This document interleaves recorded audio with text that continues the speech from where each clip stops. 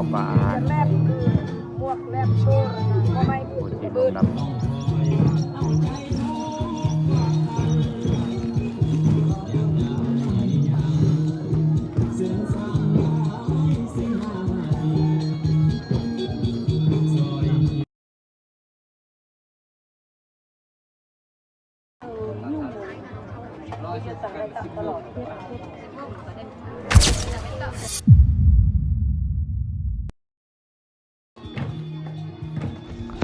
สบายดียามเสาร์พี่น้อง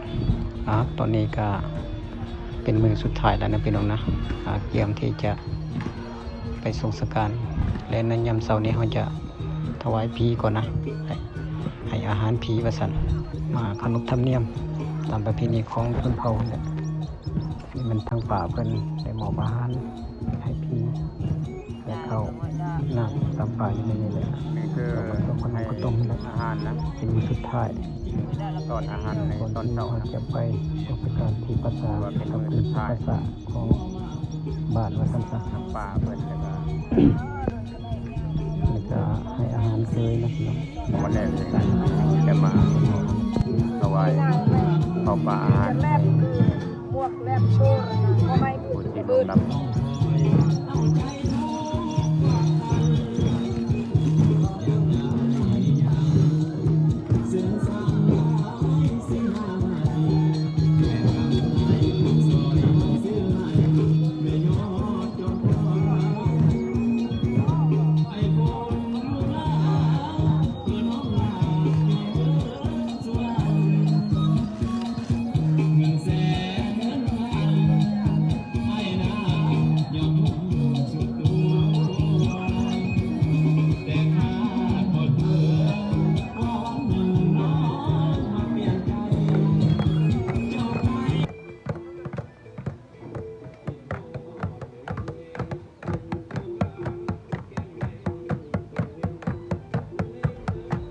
อันนี้เป็นทางน้องสาวเพิ่นที่อยู่ในเมืองนะเพิ่นมามอบอันนั้น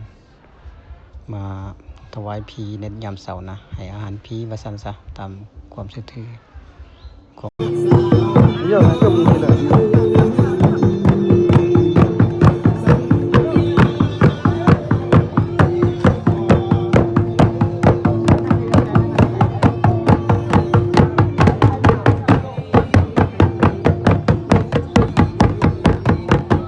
เยียบอัมสนีเยียบ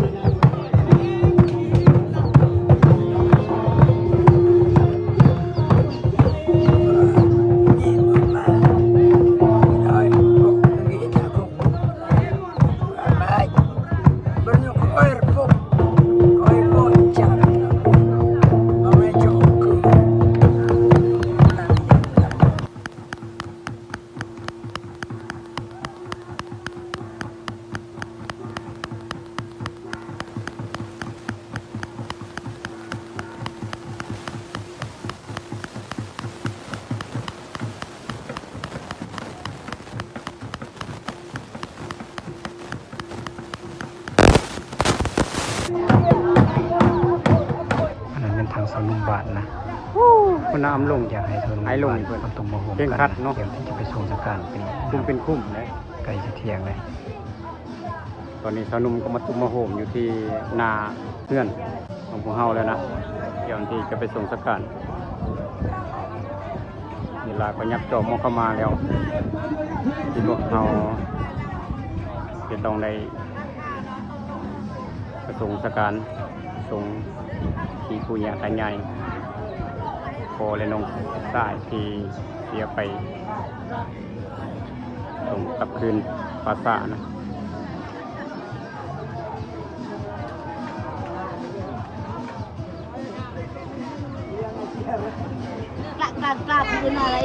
ก่อนต้นรับเคยเชิญเคยรับประทานอาหารเที่ยงนะพี่น้องนะ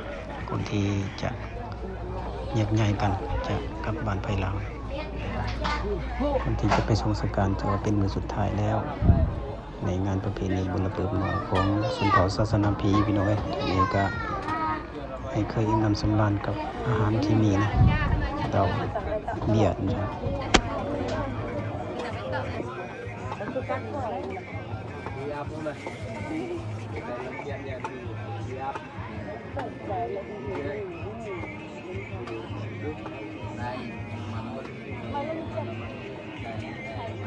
thì đến mà trẻอยู่ไว้ตัดขาดไงเขาดึกดึกจะดื้อได้แล้วหมดไปตัดไปไหนมาไหนเราไปที่ไหนยุ่งเลยตัดเราไปเนี่ยจ้าน่าเลย